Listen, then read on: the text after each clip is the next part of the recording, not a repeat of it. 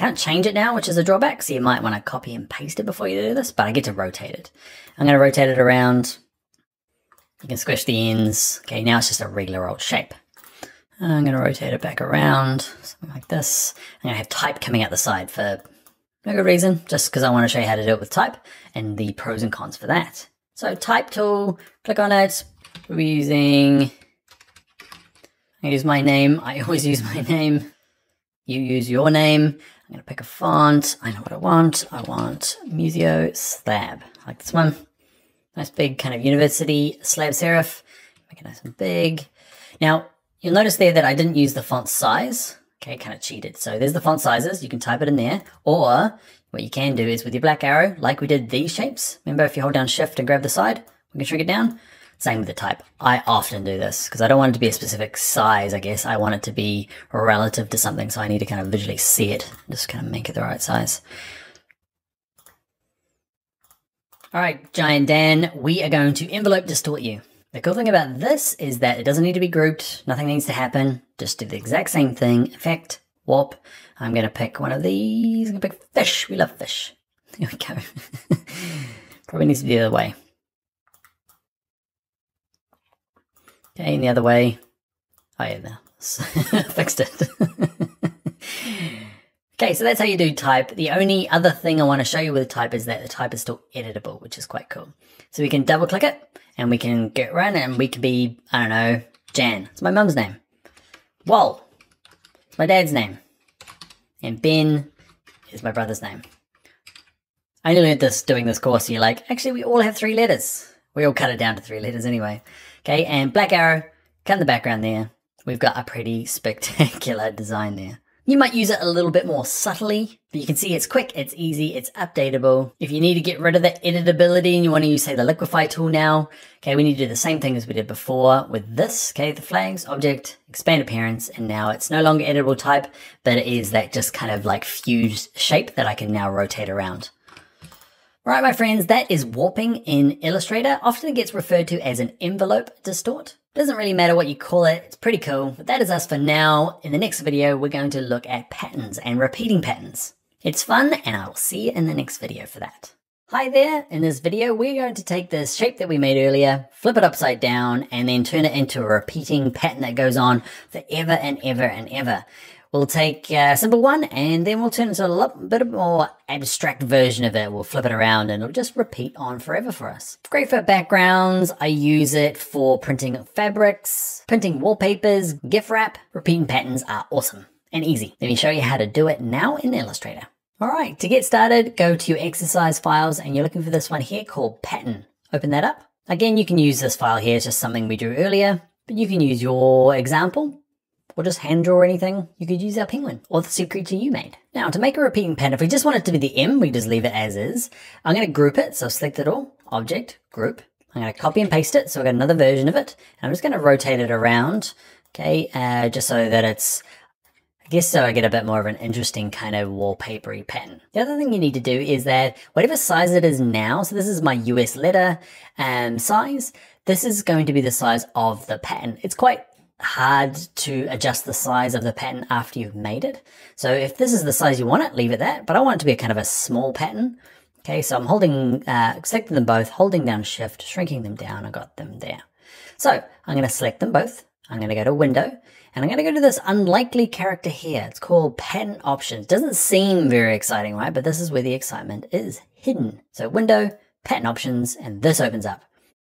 Another big problem is like, hey, here's the pattern options. Nothing works. You gotta click this little hamburger menu here, click on him, go to make pattern, and life comes good. Don't worry about this, it said it's added to the swatches panel, we'll talk about that in a second. Click OK, and that, you can kind of see, I'm gonna zoom in a little bit now, okay, is my pattern. It's already kind of cool. Imagine that in the, say it's our brand for our logo, imagine this getting turned into wallpaper that is like in the reception lobby boardroom thing. Cool, huh? A couple of things that I like to do is, you've probably got this on, dimmed copies. It dims the ones, like, so those are my 2 originals, and these are the repeats out here, and you can't really touch them, and it dims them for some reason. I'll just turn them off, so I want to give it the full look. And show the edge, I don't really need the edge either. I want to see what the pattern looks like. How many copies? So it's going 5 by 5. I want to go up big. What's the biggest you can go? 5 by 7, 9 by 9. Okay, just so it kind of spreads out a bit further. It's just a preview. It will actually continue on forever. Okay, but just in this like little preview world, it'll just show you 9 by 9. So what else can you do? The grid is interesting, but not exactly what we want, right? Go to where it says tile type and start playing around with these options. This is where it gets quite cool. Brick by row. Brick by column. Looks the same. Brick by hex by column.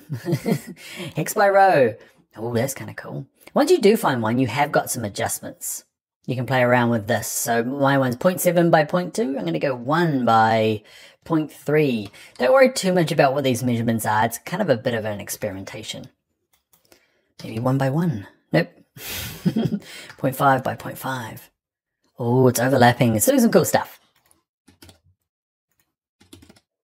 Okay, I'm messing about now and it's not looking so good. Overlap, you can decide on how these guys overlap. If they do get in really small, so watch this. If I go 0.2, can you see they're overlapping now? And I can tell it who goes on top. So you know, wow. You kind of see them in the background there. Are you on top? Who's on top? That works for me. Let's name our pattern. This one's going to be the M Company.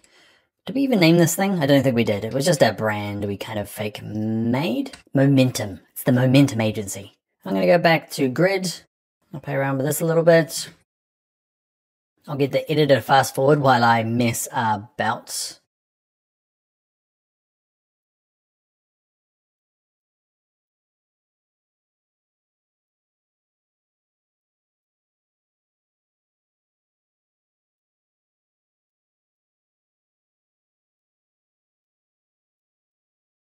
All right, we're back, and you would have noticed I spent ages doing that. That's okay.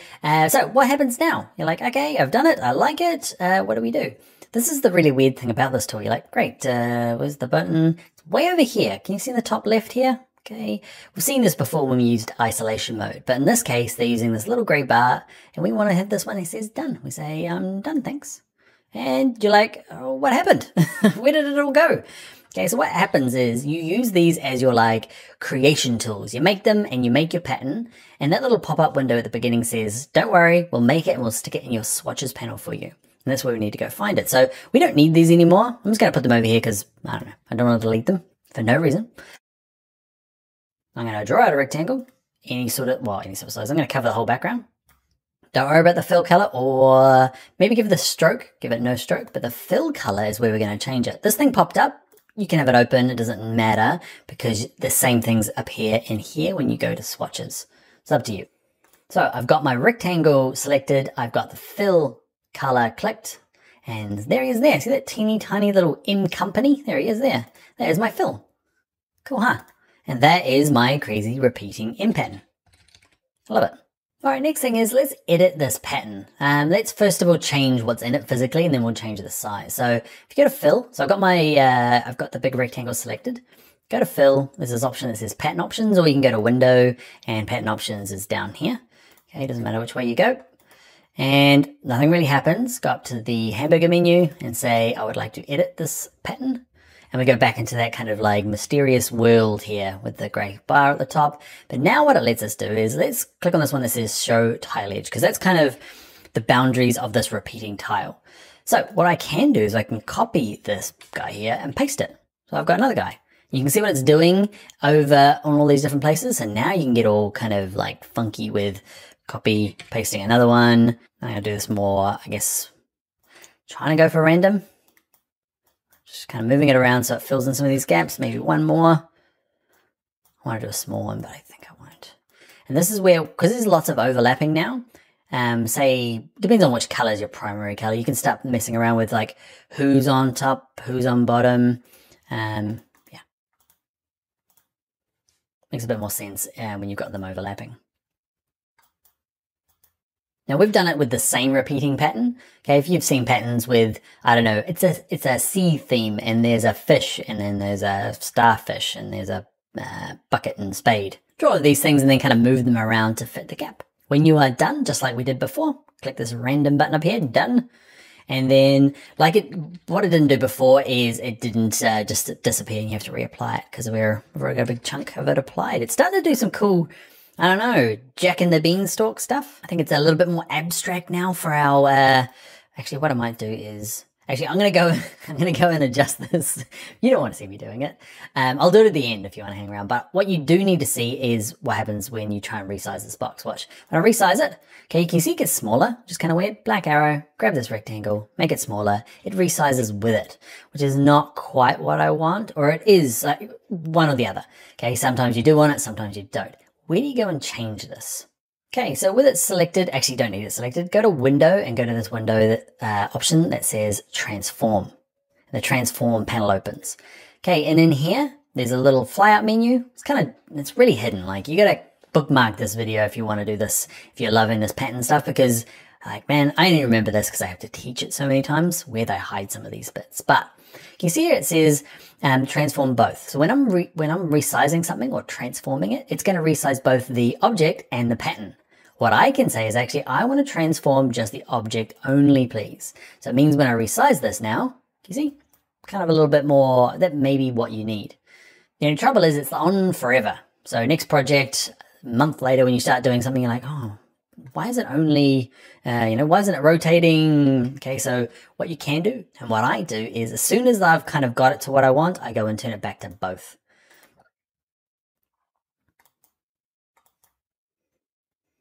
Now I get to resize it and kind of get it to a smaller size, turn it back to object only, and I can resize this up, and it will keep repeating forever. Now, a couple of things before I get into playing with my pattern is I am going to, like, say I've got a new document. Okay, I'm just going to use all the defaults, click OK, and you'll notice over here in my, grab a rectangle, fill it, go to here, and you're like, where'd it go? It was there, it's gone. Okay, I've got this tasty treat. It's one of the default ones from Illustrator.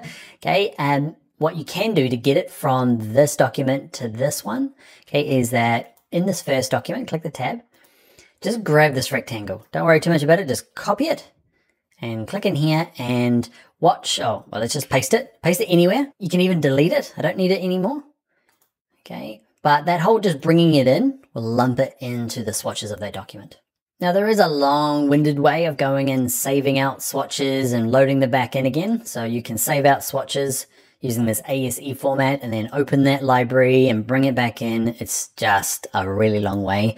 All you need to do is just copy and paste it from a document that already had it. Anyway, one last thing, I keep saying one last thing, is something called Spoonflower. Let's jump to that. All right, so this is Spoonflower, and basically it's a fabric printing business. They do all sorts of stuff, but mainly fabric. So you can design your pattern in Illustrator. I'm not going to explain exactly how they, upload it and get it ready for this. It's pretty easy. There's a how it works, and you can go through their process. But basically, you just upload your design, pick the fabric, okay, and they'll print it on any sorts of fabrics, or actually print it onto actual things like pillows and stuff pre-made. But what I do is I just get it printed onto actual fabric. Okay, you can pick your fabric, say here, so you upload your design, choose your product, print your order. You can see here there's some basic cotton and all sorts of cool fabrics that it comes out on. Okay, all sorts of cool stuff. What I did when I originally got started with them is they've got a swatch pick, a sample pack. Okay, so you can get a feel for all of the different fabrics before you order them. Okay, and yeah, you print it, and they print really small runs, which is quite cool. They print by the meter or by the yard. And it just turns up and you can start sewing it into things. I mainly get things like wallpapers done for businesses, or wrapping paper for maybe corporate gifts or your own personal gifts. Anyway, that is Spoonflower. And that is going to be us for doing this amazing pattern making. I am now going to close this down and mess about with my pattern to try and make it less like a beanstalk. But if you hit me up on social media with the things you've created, take a little snapshot. I'd love to see what you've done. After you've done that, I will see you in the next video where we vectorize an image. We turn it into like a cool vector, hand-drawn illustration with a click of a button. All right, I'll see you over there. Right there, this image, we're going to create kind of a vector poster effect. We're going to take regular old images like this guy, I'll zoom out a bit, and turn them into cool stuff like that. Same with this, took an image, made it kind of like a 3-color screen print style, and then we did this handsome man into a bit of a stencil. Then we made it white and it gets all creepy. No matter what you want to do, it's all pretty easy. Illustrator does all the hard work. Let me show you how to do it now. All right, to get started, just create a blank document, okay, any old size, and let's go to File and Place an Image. File, Place. In your exercise files, grab the one called Live Trace, and let's click Place. Now it's probably easiest to click, hold, and drag this out so it fits within your page. Okay, or just resize it if it comes in nice and big. So with it selected with your black arrow, okay, over here in your quick actions, there's this option called Live Trace. Kick back, relax, get ready. Actually, no, click it and pick one of these. Let's click 3 colors. Now kick back and relax. Now it depends on your machine. Mine's pretty good hardcore machine in terms of a laptop. It's still going to take quite a while, so I'll get the editor to speed this up. I'll see you in a sec. Alright, we're back. That took maybe another 60 seconds or so. It's not very long.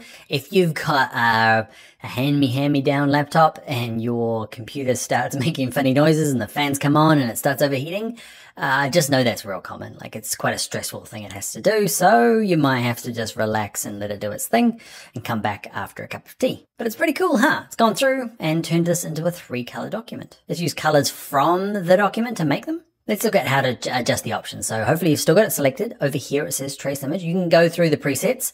I'm not going to go through them all because it takes a long time. We'll go through 1 or 2 more later in the class. But let's say we like this, but we just want to change it a little bit.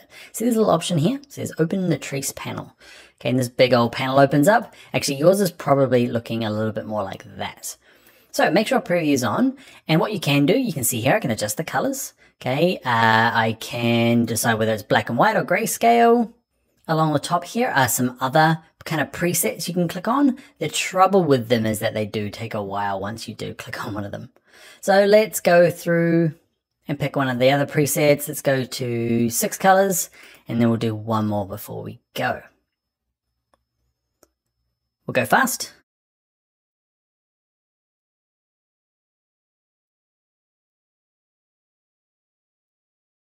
All right, so now pick 6 colors. It's quite cool. I love it. So there's some really cool stuff around here. Bike looks awesome. Okay, so a couple of things I want to show you before you go off and start practicing with all of these, because there's going to be a time where you're like, actually, I want to because it's what happens with live trace. It's this effect that's always kind of running, and it can really stress your machine out when you try to adjust things. If I rescale it down now, it's going to freak out. Okay, so what we need to do, kind of like what we did with, remember the envelope distort where we had just the straight lines? Okay, there were rectangles, and we had to eventually go up to Object and go to Expand Appearance. There's a similar sort of process for this. The trouble is that you can't have all these presets anymore. So that's the kind of trade-off. Let's close this down. With it selected, it's the word Expand over here. We'll click on Expand. Some more initial pixel clustering. Wait for that to finish. Alright, so it hasn't made a blue outline just because it's selected. So click off in the background and nothing really changed except now what I can do is, remember black arrow moves everything around in one big go. Okay, a little bit slowly. Let's grab the white arrow, click off in the background, and now we can say click on a shirt once and then drag it over. Remember the white arrow moves little pieces and I can delete it, or I'm going to put it back and grab this chunk and take this out. Cool, huh? What we also might do is, let's say we've got this kind of accent color in a shirt. If you click on one of them, say you want to change all the blue, you'd be there for a long time, right? So what you can do is click on one of them with the white arrow. If it's not working, just click off in the background first, then back on it. Then go up to select. I would like Illustrator to select everything that has the same fill color. Cool, huh? It's a cool little trick. And we'll go through the whole document and find that color. Now I can go to my fill and I can say you are now pink. Click off in the background. It's a nice quick way for doing that. Now we've done it for this live trace, but that select same color I use quite a bit through Illustrator when I'm doing maybe a design, maybe it's a website design or something like that. And you're like, I want to change this color, but it's being used throughout your huge design. You can do select same color. Okay, so do your live trace, get it how you want, and then click expand. Then use your white arrow to mess about with it. One last thing I want to show you is it's really cool to kind of do a stencil with this. We've done a kind of a full color image. What I'm going to do is I'm just going to, poor little machine, struggling with this, just because there's so many paths in here, those anchor points, if I select it all with the white arrow, kind of has a seizure. Look at it. Doesn't even want to select it because there's just so many anchor points that make up this image that it's going to look cool, but it's going to stress your machine out a bit. We'll fast forward this. All right, we're back. So many dots to select. Even clicking off brings up the bouncing ball of doom. All right, we're back. So we're going to bring in another image once this ball's gone.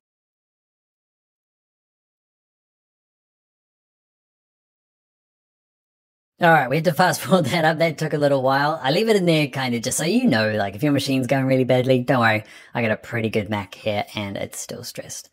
Mainly because I'm doing video recording. But even if it wasn't, it's still pretty bad. So let's bring in another image file. Let's go to place. And let's say I want to use me, my smiley face there. So the one called Daniel Walter Scott. We're going to place that image in here. But I want it to be that stencil like you saw at the beginning. So I can go through and say, actually live trace it. Let's go to black and white logo. And it's going to half work. But what I really wanted was kind of me by myself without the background. And the way to do it is we need to jump into Photoshop. Now, I know not everyone has Photoshop skills. Probably a lot of people will. If you don't, I have a Photoshop course here on Envato Tuts Plus. Go check that out. We'll just do some real basic stuff. So I'm going to delete that and I'm going to open that same image up in Photoshop. So in Photoshop, file open, where is me? Daniel Walter Scott. It's me with my microphone being in shot. Anyway, I want to cut myself out. A really quick, easy trick is select and subject. It's a really cool new feature in Photoshop. If you've got an old version of Photoshop, you might have to use the quick selection tool. And magic, huh? It's a little hard to see often in these videos, the marching ants are on the outside, but if you can see them, it's done a pretty good job. And because this is a stencil, I'm not worried. Like, I just want a real basic selection. If you don't have that cool little select subject option, just use this tool here. It's called the quick selection tool, and just kind of work your way around. I lost a little bit of my hair. I can't lose any of my hair. I've lost too much. I need this tiny bit on the top. I need to do back in there. Okay, so any which way you get a selection, I'm going to use a real cheap trick. No, I won't. I'll do the proper way. With the background selected, see this option here? Make a mask. It's this little square with a circle in it. It's cut out the background. Don't worry that it's all a bit chunky over here. We should fix it, but it's not going to make any difference to our stencil. All right, let's go to File. Let's go to Save As. And I'm going to save it on my desktop and my class files. Daniel Walter Scott. Click everything's okay. Close down Photoshop. Back into Illustrator. So if you tidy it up first in Photoshop like that, just delete the background. If you're like, man, Photoshop's new to me and I'm not going to go do the course, just use the eraser tool and just delete the background. Because the stencil doesn't need to have a perfect edge, you can do something simple like that. So File Place, I'm going to bring in the image that we put on our desktop. Okay, Daniel Walter Scott, there he is. Drag it out, and because I'm all by my lonesome now, I can go through and do live trace, go black and white logo, and just doesn't have any of the background. Cool, huh? Now the weird thing is, I think it's because we brought in a PSD instead of that original JPEG, but you notice the options have disappeared over here. Yours might not do this. Mine seems to. So if you can't find those cool options that we get to change it from, remember, 3 color to a 6 color, you can get to it the long way by going up to Window and go to, it's called Trace Image. Okay, and you'll get back into this little option. If you know why it's not happening, message me on social media. I'm not sure why. Doesn't matter if it's the black arrow or the white arrow. But anyway, we can get the long way by going to Window, Trace Image. And what we can do is, this threshold is quite important when we're doing stencils. Watch this, I lower it down and I can see a bit more detail. Okay, or at least you can kind of see what it's doing, right? It's kind of lessening the dark areas. Okay, you can just kind of drag it up and down to find where it looks good for your stencil. That's pretty good. Anyway, I'm going to go back to something. Can I see my eyes in any of these? There's not a real good balance, but you get the idea, right? You can tidy it up in Photoshop and then get this kind of nice, cool stencil thing. I want the glasses and the eyes. That's close enough. Now remember, once you've finished, you need to expand this thing, which is not over here anymore. So we're going to have to use the long way. I'll leave this in the course because you might have the same problem. Normally though, they're just over here. You can do the options and do the expand, but that's the long way. Expand these guys. And now I can grab my white arrow, and because at the moment I've got this black stuff and this white stuff in the background, I'm going to click on white. What I mean by that is, watch this. If I drag the whole thing, can you see it's actually a white background? So I'm going to move it over here to make it a bit easier. Grab my white arrow, click on it. I could delete it, but there's all these other white areas. So remember our trick. I'm going to undo, select any bit of white, then remember, select same fill color. Look at us. Then hit delete. Now I've just got my handsome stencil. All right, so that is how to vectorize an image. We did a kind of a stencil style plus, I guess, a color kind of vector redraw style here. Your homework is to do your own image. Either go to Unsplash and find another cool image, or find a picture of yourself. Could be your dog, could be your kids, and yeah, make sure you share it with me. I'd love to see what you do. But for now, that is us. We are going to jump into the next video where we look at exporting for print and for web. All right, see you in a bit. Hi there, in this video we're going to export our postcard, we're going to export some icons, we're going to make JPEGs, we're going to make PDFs, we'll show you how to make real high quality ones for your printer, low quality ones that can get downloaded from a website or emailed, plus how to export individual icons, PNGs, SVGs. It's all very exciting. Enough talk, let's get started. Alright, to get started, if you go to File Open and go to your exercise files, there's two files we need. Okay, files even. Export print and export web. Open both of those up for me. One looks like this, one looks like that. Okay, let's start with exporting print. So just click on the tab on the top. Let's say our goal here is to send this out to get printed. We want 100 copies done at our local print shop. The most common format for sharing with printers is a PDF. We'll do a JPEG as well, but a PDF will give you better results and retain some of the vector goodness inside of these images. Don't worry too much about it, but just know that PDFs give you really high quality, really small file sizes. Now to do it, it's kind of weird. You go to File and you think you go to Export, but nope, you go to Save As. Go to Save As. And the big thing we need to do is down the bottom where it says Format, change it to PDF. The other thing I'm going to do is I'm going to put it on my desktop in that class files folder that we made. I'm just going to leave the name alone and click Save. Alright, so this is where all the magic happens. And up the top here where it says PDF preset, change this to high quality print. So that's step number one. The only other thing you need to do is where it says Preserve Illustrator Editing Capabilities. Turn that off. Why? Because with that on, there's actually no difference between this PDF that we're making and the Illustrator file. It has all the working back-end stuff that only Illustrator needs. Your printer doesn't need it. So with that off, it makes the file not as smart, let's say, but it makes the file sizes absolutely small. And there's nothing that the printer actually needs. Okay, so don't worry about it. Just set it to high quality, print, turn that off, and hit Save PDF. Illustrator's going to say, hey, you turned the thing off, but I kind of half explained it there. We just don't need all that extra information for a PDF. It does its thing. Let's check out my desktop. I've got that class files, and there it is there, exporting PDF. It is only 0.6 megabytes, teeny tiny. Let's have a look if we don't do it, just so that because if you're like, man, that's a big PDF, it's probably because you've accidentally forgotten. I'm going to do a V2. You've forgotten to turn that off. So I've left it on just to see what it does. Let's have a little look. Takes a lot longer to make, but let's have a little look. I've got a V2. One's 31 megabytes and one is 0.6 megabytes. So huge difference. They will both print exactly the same for the printer, just with a lot of information they don't need.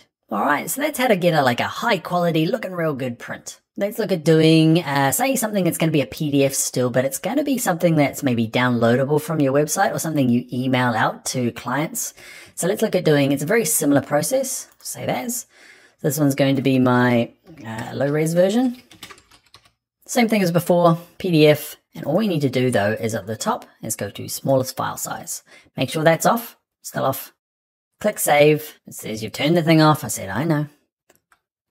And on my desktop here, you'll get a lot smaller version. Low res, can you see? That was 650 kilobytes. That is only 99. And if we have a look at it, it looks fine. It's a lot smaller. It's teeny tiny.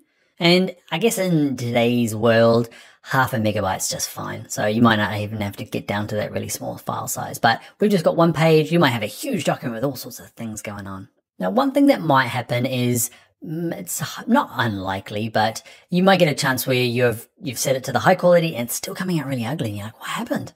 You can go up to Effects and go to Document Raster Settings, okay? And that might have been switched earlier on to something like Screen, very low quality. You can turn it up here. Click OK. Yeah, I've had students run into that in the past.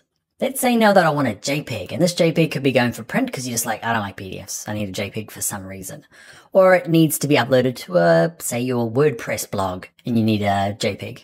Again, they like to hide this in a weird spot. Let's go to File, let's go to Export, and we're up to this one that says Export for Screens. You can use Export As well, or all three of these work. This is just the newer one. Export for Screens, and it's just really handy. I want to export this one here to this tab. Yours probably defaults to artboards. I want to export this artboard. We don't want it to go. I'm going to click this little browse button. I'm going to stick it on my desktop in that same file. Click choose.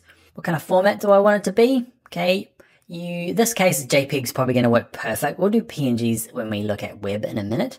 But basically, this little quality slider here, try 100. And what you're looking for, that's like as good as it can get. You might have to lower it down if the file size is getting too big. But JPEG 100 is going to look nice. You might actually just add a scale. And instead of scale, we're actually going to turn it back to 1 and actually just say, I want a JPEG that's 50 as well. So it's going to give me 2 options when it exports, and I can compare the two just to see the file size versus the quality.